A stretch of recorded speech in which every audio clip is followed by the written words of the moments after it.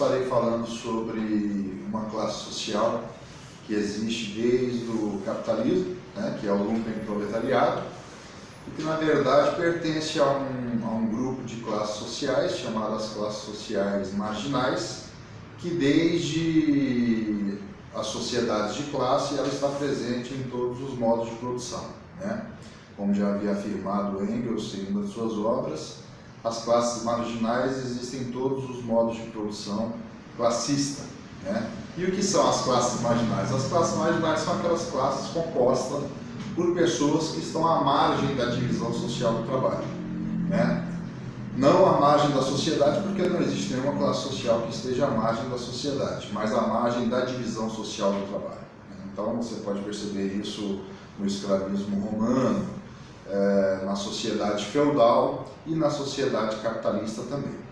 Eu diria até que a formação do capitalismo é simultaneamente um processo de proletarização, ou seja, de inserção de indivíduos no mercado de trabalho capitalista nascente, mas ao mesmo tempo também é um processo de lumpenproletarização, ou seja, é um processo de marginalização de diversas pessoas do mercado de trabalho nascente no capitalismo.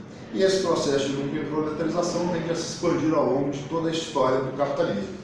E por que ele não é combatido efetivamente? Por que não podemos pensar a possibilidade de um extermínio dessa marginalidade da divisão social do trabalho? Exatamente porque constitui uma das grandes alavancas de acumulação de capital. Ou seja, o capitalismo necessita desse, que Marx vai chamar de exército industrial de reserva, porque ele é necessário para dividir a classe trabalhadora, para ameaçá-la, para pressionar salários para baixo, né? Ou seja, enquanto existir uma grande quantidade de pessoas à margem da divisão social do trabalho, o capitalista consegue chantagear a classe trabalhadora, ameaçando-a na presença desse exército industrial de reserva. Bom, mas na obra do Marx não há nenhuma grande sistematização sobre as classes sociais.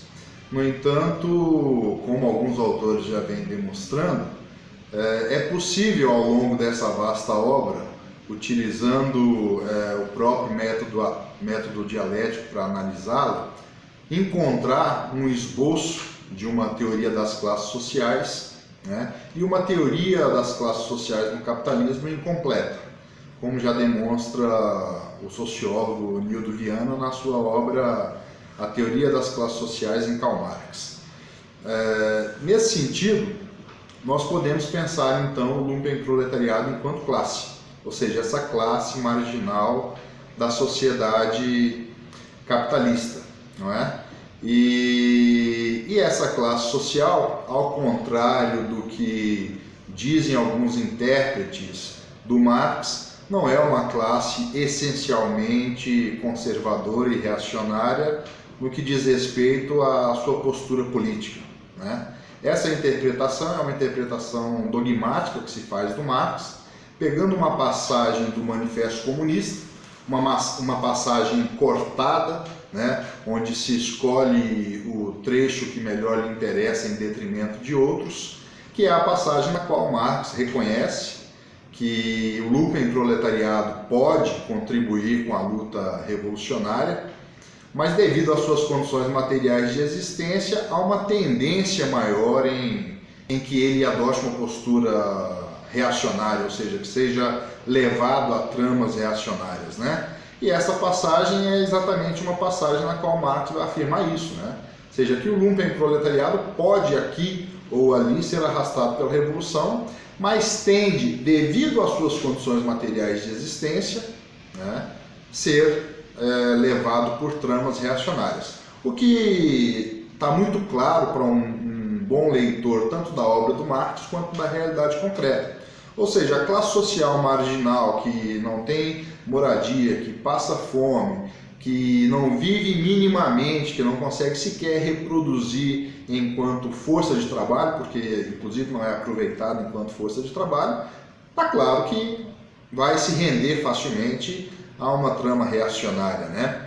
E isso se confirma, por exemplo, no golpe do 18 Brumário, de Luiz Bonaparte, onde ele cria uma sociedade secreta composta por lumpenproletariado, que era uma espécie de milícia da sua figura enquanto governante, né? Ou seja, aqueles que o recebiam nas viagens com pompas, com festas e glórias, mas que também era utilizado para reprimir os seus adversários políticos, a oposição das lutas operárias, né?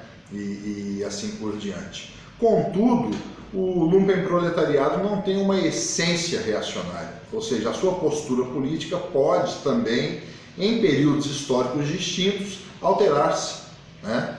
Pode adotar postura política diferente da que foi adotada no século XIX, na experiência do golpe de Luiz Bonaparte.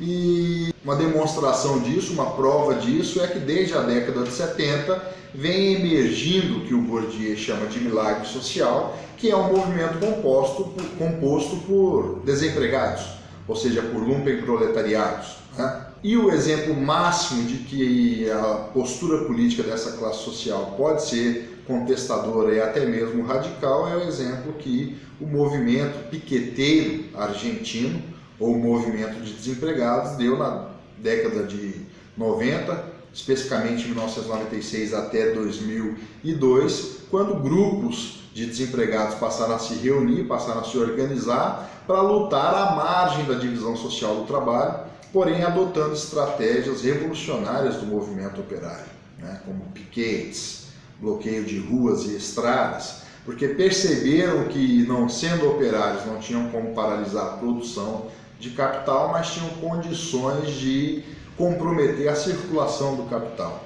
Então, a partir de 1996, emerge o movimento piqueteiro, que é um movimento, na minha leitura, de classe e não um movimento social, né? Ou seja, um movimento composto essencialmente, majoritariamente, mas não exclusivamente, de desempregados de longa data, né? E esses desempregados, então, na Argentina, sob o nome de movimento piqueteiro, foi, sem sombra de dúvida, a maior resistência à ofensiva neoliberal na Argentina.